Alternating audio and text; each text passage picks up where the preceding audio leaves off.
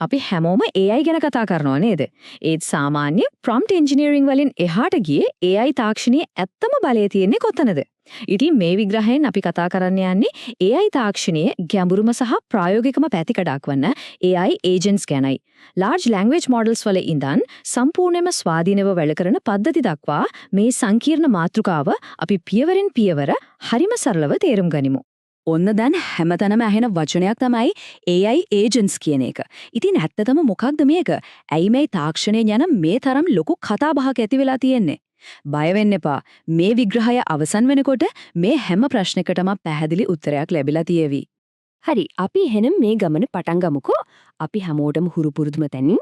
ඒ තමයි පළවෙනි මට්ටම large language models. නැත්නම් අපි කෙටියෙන් කියනවා LLMs කියලා. ඇත්තටම අපි හැමදාම වගේ පාවිච්චි කරන ChatGPT වගේ දේවල් පිටිපස්සේ තියෙන්නේ මේ තාක්ෂණය තමයි. මේක වැඩ කරන විදිහ ඇත්තටම හරිම සරලයි. අපි ඒ කියන්නේ මිනිස්සෙක් ප්‍රශ්නයක් හරි විධානයක් හරි ඒ කියන්නේ ඉන්පුට් එකක් දෙනවා. ඊට පස්සේ LLM එක එයාගේ දත්ත පාවිච්චි කරලා අපිට පිළිතුරක් ඒ කියන්නේ අවුට්පුට් එකක් ලබා දෙනවා. පොඩි උදාහරණයක් ගමු. හිතන්නකෝ අපිට කෙනෙක් එක්ක කොෆි chat එකක් දාගන්න ඊමේල් එකක් ලියා ගන්න ඕන කියලා. අපි ඒ ඉල්ලීම දුන්න ගමන් LLM එකෙන් අපිට වඩා ගොඩක් සුහදශීලී ලස්සනට ලියපු ඊමේල් ඩ්‍රාෆ්ට් එකක් හදලා දෙනවා. ඉන්පුට් එකක් දුන්නා අවුට්පුට් එකක් ලැබුණා එච්චරයි. හැබැයි අපි ඊළඟට මෙන්න මෙහෙම ප්‍රශ්නයක් අහුවොත් මොකද වෙන්නේ? මගේ ඊළඟ කොෆි chat එක තියෙන්නේ කවදාද කියලා. උත්තරේ බලන්නත් කලින් අපි දන්නවා LLM එකට මේකට උත්තර දෙන්න බෑ කියලා. ඇයි ඒ? මෙතනදී තමයි අපිට LLM වල තියෙන ප්‍රධානම දුර්වලතා දෙකක් පේන්න ගන්නේ. එකක් තමයි ඒවා නිෂ්ක්‍රියයි. ඒ කියන්නේ අපි prompt එකක් දෙනකල් බලාගෙන ඉන්නවා මිසක් තනියම වැඩක් පටන් ගන්නෙ නැහැ. දෙවෙනි එක ඒවට තියෙන සීමිත දැනුමක්. අපේ personal calendar එක වගේ පෞද්ගලික හෝ ඒ වෙලාවේ සිදුවෙන දේවල් ගැන කිසිම දෙයක් දන්නේ නැහැ. හරි, එහෙනම් දැන් අපි යමු දෙවෙනි මට්ටමට. AI workflows. මේකෙන් වෙන්නේ අර අපි කතා කරපු සීමාවන් මගහරවා ගන්න LLM එකට අනුගමනය කරන්න ඕන පාර හරියට සිතියමක් දෙනවා වගේ කලින්ම නිර්වචනය කරලා දෙන එක. උදාහරණයක් විදිහට අපි LLM එකට මෙහෙම උපදෙසක් දෙනවා. මම මගේ ඉවෙන්ට් එකක් ගැන ඇහුවොත් මුලින්ම Google Calendar එකට ගිහින් බලන්න ඊට පස්සේ ඒ තොරතුරුත් එක්ක උත්තර දෙන්න.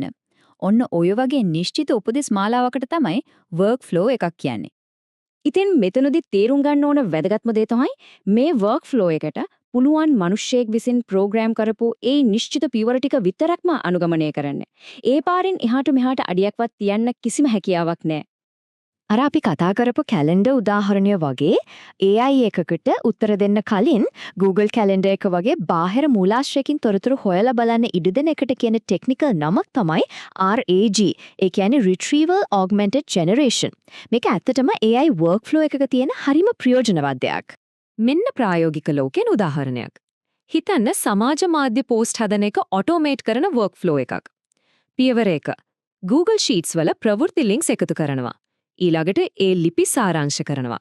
ඊට පස්සේ ඒ සාරාංශ වලින් social media post එකක් draft කරනවා. අන්තිමට ඒක හැමදාම උදේ 8ට run වෙන්න schedule කරනවා. නමුත් මෙන්න ගැටලුව. හිතන්න අර හදපු post එකේ පොඩි විහිළුවක් මදි වගේ. එතකොට මොකද වෙන්නේ? මිනිස්සෙක් ආයමත් මුලටම ගිහින් අතෙන්ම අර prompt එක වෙනස් කරන්න ඕන. ඒ කියන්නේ ඕනෑම වෙනසක් කරන්න අනිවාර්යෙන්ම මිනිස්සෙකුගේ මැදිහත් වීමක් අවශ්‍ය වෙනවා. හරි, දැන් තමයි අපි මේ ගමනේ වැදගත්ම සහ ඇත්තටම උද්වේගකරම මට්ටමට එන්නේ. තුන්වෙනි මට්ටම AI agents. මෙතනදී අපි කතා කරන්නේ කලින් හදපු පාරක යන එක ගැන නෙවෙයි. මෙතනදී වෙන්නේ Tamanටම පාරක් හදාගෙන තමම තීරණ අරගෙන වැඩ කරන ස්වාධීන AI පද්ධති ගැන. workflow එකකදී මිනිස්සයා කරන ප්‍රධාන දේවල් දෙකක් තියෙනවා. එකක් තමයි reason. ඒ කියන්නේ හොඳම ක්‍රමය මොකක්ද කියලා හිතලා තීරණය කරන එක. දෙක තමයි act. ඒ කියන්නේ හිතපු දේ ක්‍රියාත්මක කරන්න මෙවලම් පාවිච්චි කරන එක. මෙන්න මේක තමයි මේ සම්පූර්ණ කතාවෙම තියෙන වැදගත්මම වාක්‍යය. AI workflow එකක් AI agent කෙනෙක් බවට පත්වෙන සිදුවිය යුතු එකව දැවැන්ත වෙනස තමයි අර තීරණ ගන්න මිනිස්සයා වෙනුවට LLM එකක්ම ආදේශ වෙන එක. අන්න ඒ නිසාම AI agents වල පොදුවේ දකින්න ලැබෙන වින්‍යාසය තමයි React framework එක. ඒකේ තේරුම හරිම සරලයි.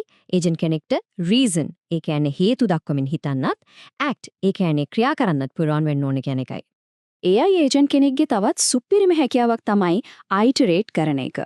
ඒ කියන්නේ මිනිස්සෙකුගේ උදව්වක් නැතුව Taman කරපු දේ දිහා ආයමත් බලලා ඒක විවේචනය කරලා ඉලක්කය හරියටම සපුරා ගන්නකල් ඒක ස්වාධීනවම දියුණු කරගන්න පුළුවන් වීම.